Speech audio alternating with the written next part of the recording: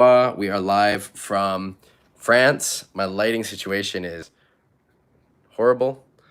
I don't know. I'm in my apartment for the World Cup in France, in Carreau, which is in the south of France, near Marseille, just a bit to the west of Marseille. We don't have the full live stream set up here because, yeah, I'm here to compete in the World Cup. And yeah, so I couldn't bring everything with me. I've got so much stuff, windsurfing stuff that I brought with me. I'm just gonna do a post right now in the group. All right, let's see if we can get this to work. And I'll go through the questions in the group and just answer them like this. And this week it kind of fits with the theme because there were a lot of questions that I can answer without going through the footage. All right, so I am going to, hey, Fabienne, Mert. All right, now I see the chat. Now things are working. All right. I'm in France here for the PWA event. We've got Jorg. We've got a terrible forecast. I tried to sail today. It was pretty much no wind, no waves. There was like 30 minutes that it was okay. It looked kind of fun. But I missed that. I was watching it. I said, oh, that looks fun. And I went to rig. And by the time I was on the water, it was gone. So, hey, Dan. Yeah, so good to see you guys, John. Yeah, so I'm here in Carreau. It's nighttime, so I can't really. Aloha, Rasmus and Mario. I can show you guys a bit the spot. So I'm staying in an apartment that is right on the beach. So when you've got waves, Mert. So here, let's see. It might be too dark to show this. I don't know if you guys can see. So that's the beach. And that's where the competition would be if we were competing, but we're not because there are no conditions. And hopefully we get some. I think the forecast can change quite quickly. We'll see. We'll see if we get some. At the moment, the forecast is not looking great. Like I said, I sailed today, but it was, yeah, really not great. It wasn't good. There were like 20 minutes maybe where it was fun, like not even really good, but fun. And I saw that and I started rigging. And by the time I was on the water, the wind had turned to offshore. But did you guys, Dom, bonsoir. Did you guys sail this week? If so, how was it? I'm going to get into the questions from the group. Like I said in the beginning of the stream, I don't have my usual setup, but it kind of fits. The questions from this week are not really about footage, and so I can just answer them straight to you guys. And as always, if you have other questions, don't hesitate to ask them. You can ask me anything you want. So, hey, Carl. Yeah, good to see you. All right, so Malcolm asks in the group, what is the shortest amount of time that is worth it for a windsurfing session?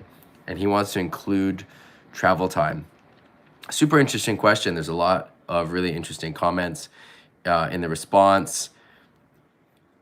I'm not really sure what my answer is. Sometimes I'll sail for 20 minutes, 30 minutes, and that's worth it for me.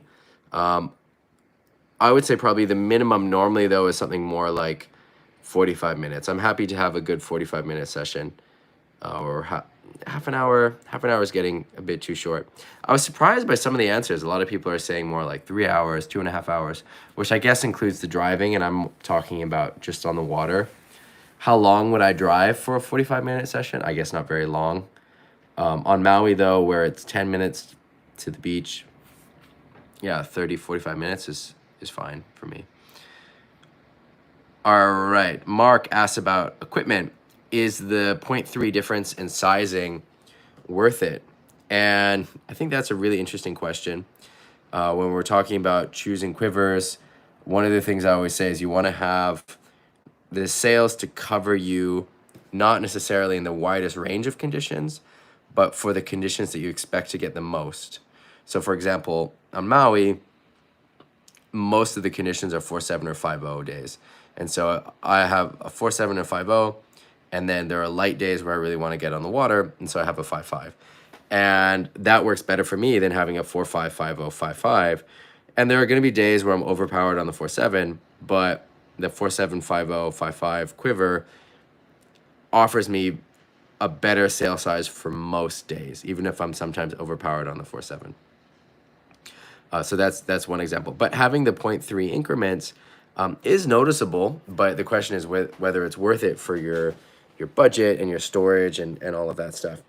And that's a question that you've got to answer yourself. I think one of the main advantages is that having the 0.3 increments is you're more often in the right sail size, because then your decision is less consequential. So if you have a 4.2 and a 4.7 and you're not sure what the wind is and you're off by a larger amount than if you have the smaller increments and you're choosing between, say, 4.2 and 4.5, right? If you have that 0.3 increment. But I totally understand that it is a luxury to have so many sails. But I think there are advantages to it. And if you have the budget and the space, it might be worth it. But I know some people also really like the simplicity of just having a 3-sail quiver. And there's advantages to that as well. 10% increments below 5.5, Mert says. That's interesting. You bring up a good point, which is that thinking about it in terms of 0.3 misses part of the equation, in that 0.3 is a different percentage. 0.3 or 0.5 is a different percentage of the sail size for a small sail versus a big sail, which totally you notice, right?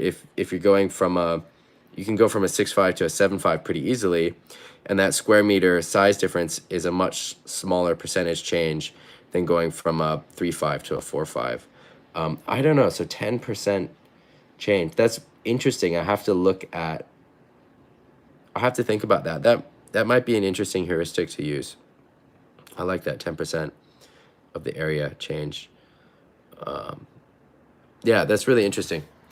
All right, moving on to the next question. Maciek asked about traveling to Maui. There's some great answers there from lots of people and who have spent time on Maui. Jeff, Tom, Kevin, Dennis, lots of good answers here. I think that Maui is a little tricky to come from Europe because it's so far. So you want to stay for, at least a couple of weeks, because it is really so far. That flight is so. I'm still jet lagged. I think we live streamed the last time the day that I arrived in Europe. So I've been back a week, but that's not even enough time to get over the jet lag from Maui. But I think it's really worth the trip for windsurfers if it's something that you can afford. And Maui is more than just Hokipa, right? You've got Kanaha and Sprax and so many different places down the coast for intermediate windsurfing or even beginner windsurfing. It's really an amazing spot. Accommodation is getting more and more difficult to find because of the laws on Maui that limit vacation rentals and bed and breakfast. So like Airbnb is not really allowed on most places on the island. The best way to find a place to stay is word of mouth. And, if you want to find a place, post it in the group or message me and I can see if I can connect you to someone. For renting a car, Robbie Swift and Brazinho have their own car rental agency called North Shore. I think it's North Shore Auto Rental or something. And then there's another windsurfer, Chemo, who has a car agency. Hey, Rich. And then otherwise, if you're staying for a few months, you can look, or more than a month maybe. I'm not sure what the limit is. You can look into buying a car. Just note that you've got to factor in insurance, and I'm not sure which documents you need for registering it. Kuau is a great spot. If you're an experienced windsurfer, but Hokipa is challenging because of the rocks or because of the crowds. Hey, Sammy. Kuau is a really good spot that not many people sail at, so it's not as crowded, but is really good. Offers a good long Hawaiian wave. So that's an alternative to Hokipa. Maciek, I think you've got a lot of great questions there, and I think that Maui is really worth doing, and I'm looking forward to seeing you on island if I'm there when you are. All right, moving on to the next question. And again, you guys can ask any questions you want while we're going through this. Also, I'm not going so in depth into, like, for example, this question from Maciek, because there's so much great information posted already in the group. All right. Alex asked about the 2022 to curve in relation to the 2021. It's my understanding that the board's shapes are staying the same going into next year. Now, Alex specifically asked about the 76. That's the one size that I don't really use. I use the 82, the 88, the 96, but the 76 is too small for me. So that, I'll double check on it, but I'm pretty sure the boards are staying the same. All right, moving on. Next question. Kurt asks a technical question. He just got a new carbon Chinook boom, reduced diameter, and the boom is a lot narrower than his previous boom. What is the upside or downside? And, you know, I have a lot of strong opinions about gear and how people should set up gear, how I set up my own gear. And boom shape is not one of those categories. I don't have such strong opinions about boom shape. I've used a few different boom shapes, and I don't notice huge difference. But there's a few points I think that are important. One is that it doesn't matter if the sail is touching your boom. That might matter if it's really extremely folding over your boom, but even in that case, it's going to matter a little bit. It'll make the sail twist a little bit more. But having the sail touch the boom is okay. That is okay. It doesn't matter what sail you're on. That's not making a huge difference to the sail. It's going to make it twist a little bit more, and it might even provide a little bit more stability, kind of like having an extra batten there. But it's not making a huge difference. So you don't have to freak out if your sail is touching the boom. All right, Edwin asked a question about fly mount, which I don't have the experience to answer because I don't have a fly mount. I will get one, though, to get some mast mount footage. But I think there's some good answers here in the Facebook group. Cell gives a top tip to put bike tire inner tubes in your winter wetsuit to help get them kind of stretched out now, so they're not too tight for your first sessions of the winter. That's a cool tip. Cell also asks about protecting your balls if you're a man when you're jumping. And the product that I have and a lot of other pros use is made by Ion. It's called the Ball Slapper. It's like an underwear that you wear under your wetsuit, and it's got some protection, some foam protection, because that can be really painful when you're jumping. Yeah, really painful. All right, Mark has a question about booms, about going to a smaller boom. And so it's basically a question, carbon versus aluminum. Should he get a smaller boom for his smaller sails? And in which case he'd get an aluminum one because of the price. I think it's worth sticking with the carbon. I really do notice a difference with aluminum. I think going to a carbon boom is one of the biggest gear improvements most people can make in windsurfing, and it makes a huge difference in performance. And then also the carbon booms, they last a really long time. You know, the aluminum booms, they wear out quite quickly, and a carbon boom can last for 10 years, 15 years, 20 years. You might have to get it regripped, but it is a very good investment in your windsurfing equipment, and you'll notice the performance. So that they're not cheap, and so if it's not in your budget, that's fine too. You can have a lot of fun with an aluminum boom as well. All right, we're just flying through these questions. I hope I'm not missing anything. Sometimes when I'm on the mobile chat, I never know whether it gets all your questions or not. All right, Carl asked a question about washing boots. There's some great answers about boot washing. I posted, I think this was from last week, a Waimaru exercise. Hey, Jory. I posted a Waimaru exercise for forward loops. I can't remember if we talked about that. I was so jet lagged last Sunday. I'd come off, 24 plus hours of traveling in Hamburg before that live stream. So I'm not really sure if I covered this or not. But anyway, that Waimaru exercise is a really great exercise for going into the forward. The forward loop course, I'm going to do another one online. I'm redoing a lot of it, which will include some Waimaru instruction, which is good for learning the forward. I think it's important, though, to do the no strap loop first, because that gets you used to rotating and used to flying, so you don't get stuck in the Waimaru. All right. Got a question.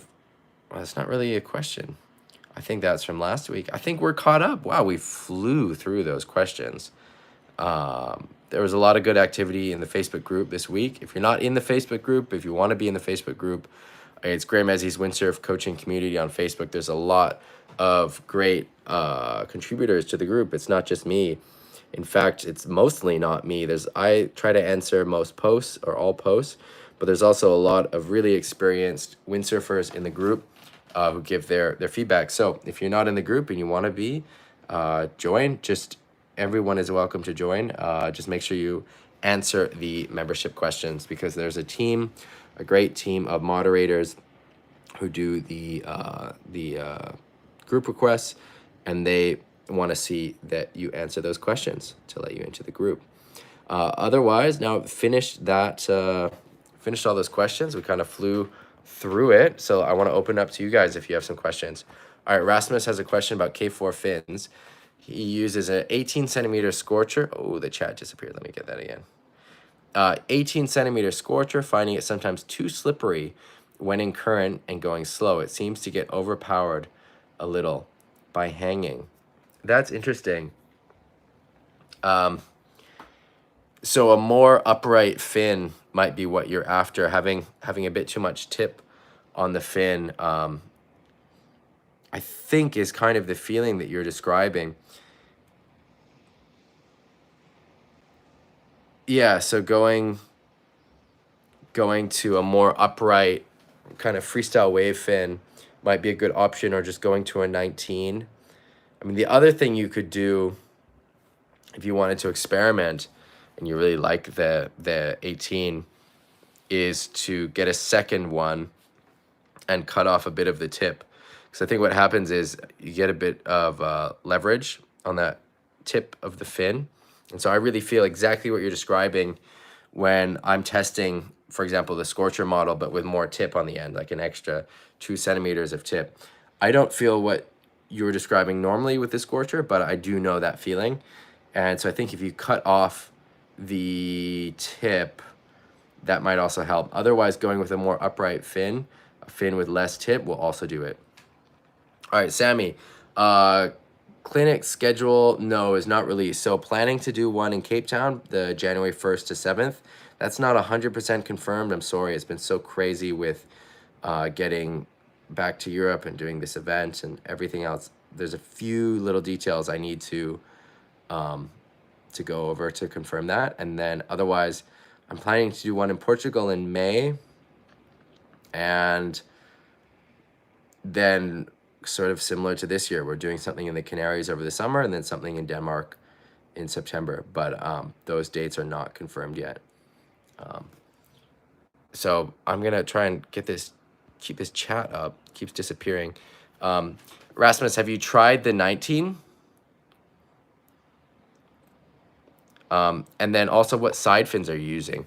I find that adjusting the side fins makes a really big difference for holding more on the wave than sailing straight. So I'm not sure. It sounds like you're talking about mainly sailing straight. Maybe you can confirm that for us. Are you talking about being too slippery sailing straight, or on the wave face? And if it's on the wave face, I would probably recommend adjusting more of the side fins. And if it's sailing straight, then you're on the right track and you need to adjust the middle fin. And I would recommend going to a 19, or like you said, one of the freestyle wave fins that's more upright with less tip. Rich is saying that he sails the 53 or the 5.3, sorry, with an 86 liter and a 16 scorcher and 10 Ezzies. Interesting. Rich, have you tried the 17? You might find that the 17 is is also a good fin for you. And it'll feel too big at first, but if you give it a day or 2 days, you might find that it gives you more drive and more control, and you're still able to get the same turns as with the 16. 16 is a little small. I mean, you weigh a lot less than I weigh, so obviously it's a different story. You know, and I go between 17 and 18, but you might find it comfortable to go between 16 and 17. Yeah, so Rasmus, I would go with one of those freestyle wave fins with the 19 Scorcher, or try even an 18 with some of the tip cut off.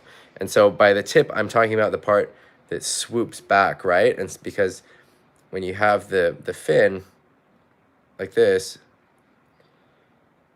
part right here, because it's got that rake, is providing more leverage on the fin. And so if you could take off just a little bit of that, you might have less of that feeling.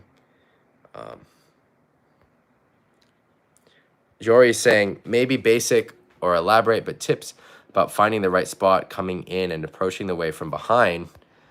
While these questions disappear so fast, sorry. While I seem to be able to read the waves going out, I find it really hard coming in. That is a great question, and it's one that I don't have a simple answer to. I can give a few tips that I think will give you a starting point to work on, and then I'd love to hear what other people in the chat also have to say, because I think there's also a lot of good knowledge and wisdom in the group. A few things that I think can help is to make sure that you're looking over both shoulders. I think you can get stuck looking over one shoulder or looking in a specific direction, and then you don't have an overview of what's behind you. The other thing is, and this is, again, easier done in locations with better waves, but I'm often choosing which wave I'm riding when I'm going out. And so I see the wave when I'm going out, and then I turn on it, and that's the wave I ride coming in. So I'm not having to do a lot of wave selection coming in and looking back out to see over my shoulders sometimes, and some spots also lend themselves to that style of riding. But it's really good to choose the wave going out and then come in on it. And so then that makes it also easier for the wave selection. When you are looking back, you want to make sure that you're looking over both shoulders. It's always good to look over both shoulders because you can see more of what's happening. It's good to look downwind and upwind. You know, some locations we get so used to looking for waves in one spot and we miss them coming in from other angles. And sometimes those other angles are better waves.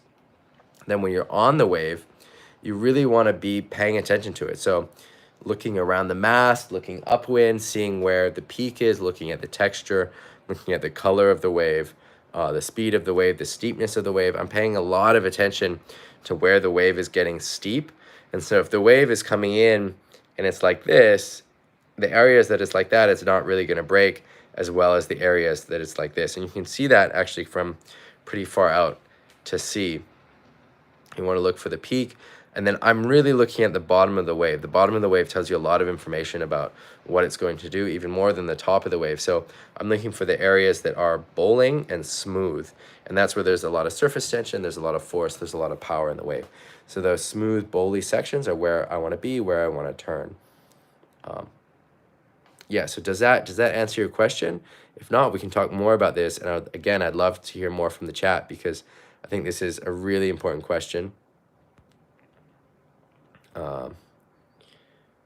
All right, Mario says that he likes the 17 and the 18, especially in England. Cool. All right, so Jory, does that answer your question at all or give you any guidance? If not, help steer me in the direction to help you. And then, all right, let's see. Chat. So Rich says it depends on the day and the wind direction. If you can predict the waves sailing out, sideshore is better than for that than offshore in my experience. Yeah, look for peaks downwind. Yeah, so you also really want to think about where you're going to go on the wave, right? So like what I always say is you want to start with a power source and go to a power source and look, okay, if you're riding up the wave or down the wave, you want to make sure that you're going somewhere that is going to accommodate you, right? That has a peak that you're going to or has a power source that you're going to. I think another tip, especially in onshore conditions, is to focus on riding the waves both frontside and backside. There's a lot to learn from backside riding, working on backside aerials, working on backside turns. It really teaches you so much about wave selection, wave placement, and it looks cool, and it's another skill that you can put into your repertoire, because not all waves, especially when it's onshore, are good to ride frontside. And it's also more difficult to ride them frontside. So you get a lot more practice in, a lot more wave riding, actual wave riding, as well as wave knowledge and wave experience if you're open to riding backside. And Sammy, that's a great tip as well. I love that tip. Sammy is saying being next to the person who catches the most waves. And that is a great tip, which is, you know, at some spots, there are better riders who are better at seeing the waves, and they're maybe the more experienced riders, or whatever the reason is. Follow them. Don't catch their waves, but catch the wave behind and see where they're catching them, how they're catching them, and you'll learn a lot that way. So shadow the better riders, see what waves they're catching. I even do this when I'm in, it doesn't matter where I am. If I go to a new spot, I try to find, okay, who's the better rider? Where is he or she catching waves? What waves is he catching? Where is he riding? It helps set me up, especially for places that I've never sailed before. That doesn't mean that I'm going to follow that like gospel. You know, I might kind of change my mind, but it definitely gives you a good reference, good starting point. And I'll do that as well, you know, at Hokipa sometimes as a heuristic, just to save time, because sometimes, especially when the waves are kind of big, you can't see the waves behind. You can only see one wave. And there are a few guys that have, I think, really good wave selection at Hokipa.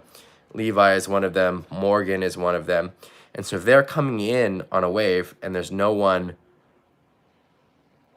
on the wave behind, but I can't really see the wave behind, so I don't know if the wave behind is very good, I will trust that the wave behind is, because, okay, I know that they're probably on a good wave, so it's probably part of a set, and so it's a heuristic I can use to make a quick decision. And sometimes it's wrong, you know. Sometimes I jibe, because at Hokipa often you're jibing on the top of the wave in front of the wave you want to catch, because the waves are moving so quickly. You know, sometimes I'll do my tack then on the top of the wave before I really see the wave behind, and then I realize, no, actually I don't want that wave, and I'll just jibe again and go back out, which comes back to one of the recurring themes, which is the better you have your tacks and jibes down, the better your wave selection can be, because the more control you have over when you turn around. So tacks and jibes are also part of wave selection. All right, let's go back to the chat.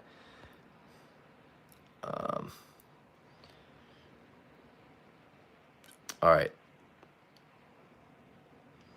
Rich is saying, when sailing in, I look at the height and I look at the way the waves in front of the wave, I think would be the best. How they seem to break, then I choose to stay at my first choice or skip. Yeah, so I think you want to look at the wave in front as well, see where it's breaking, and that tells you if the wave has a similar direction, then the wave you're on is gonna be similar, and because it's hitting the reef or rocks or whatever point in a similar way. Yeah, and then Rich also says, you know, to experiment, because sometimes everyone's on one peak and there's another peak that's really good next door. Great advice from everyone. Cool. All right, I'm gonna throw it to you guys if there's any more questions, and then otherwise I'm gonna call it a night. Again, I'm here in France, south of France, for the PWA World Cup. Looks like we're not gonna get, at least not in the next couple days, good conditions for waves. Maybe it comes. There's a lot of discussion about the future of the tour. For anyone who doesn't know, I'm also on the management board for the World Tour. So there's a lot of discussion about what we want to do going into the future, and coming out of COVID with 2 years without very many events. There's a lot of ideas and a lot of frustration and excitement all at the same time. So trying to figure out what we're looking at for next year and the future of the organization. It's funny, since I've been doing the coaching, I'm actually less interested in competing, and I'm still keen to compete in conditions I like to sail in with waves, especially with waves. But I find this coaching very fulfilling, and it's so much more satisfying. With the competing, pretty much everyone is upset unless you win, and with the coaching, everyone is just happy. So I enjoy the coaching a lot more than competing, I have to say. Yeah, maybe there'll be more wind after the 21st, Rich. Yeah, I saw that. Who knows? It seems like the forecast is changing every 4 hours. Really, every time the forecast updates, it changes. And so I've been checking it quite a bit, and it's always different. So we'll see what comes. I'm not sure. We can't change it. I'm ready. I'm ready to compete, whatever it is. And then yes, I have sailed Caro before. I sailed Caro. The last time I sailed Caro, it was on a Portac day. It was in the winter. It was pretty cold. I think there were not many people out. I think it was me, Traversa, and Nico Akajan. I was there visiting Traversa. We were going to go to Campo Verde, I think, a few days later. And it just happened to be good. And it was fun. Yeah, it was fun. It was like onshore, like side onshore Portac. So jumping, backside riding, some frontside riding. I think I was on a 4.2 or a 4.0 or something. And yeah, windy, fun, onshore sailing. I'd love to get some of the down the line days. From the videos I've seen, the down the line days look super fun. But from what I've heard, they're very rare. At least that's what Tomas says.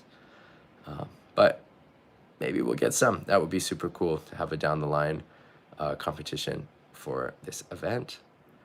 All right, everyone, I'm going to sign off. I'll see you next week. This is the time that we're doing this for the winter time is at 8, which I'm not sure if that's different or the same as what we've been doing before. Hawaii, it always gets confusing in Hawaii because we don't do daylight savings. And so then the time changes in Europe and in the mainland US, but not in Hawaii. And so I'm not sure if it's the same or not of what we were doing. I think it's earlier, which fits better for most people in the winter. So we're going to stick with this time, so with 8 going forward until probably the summer. But if there's a change, I'll let you know. And I'll see you in the group, in the Facebook group during the week. And again, you can ask any question there, post photos, videos, comments, whatever you want. And then I'll see you all on the live stream next week, Sunday. Wish me luck in France, and I wish you guys all a windy, wonderful week. All right. Take care. All right. Thanks, Tavi. Yeah, that's it. I kind of like it like this as well. We'll see if this can work otherwise with footage as well. All right. Take care, everyone.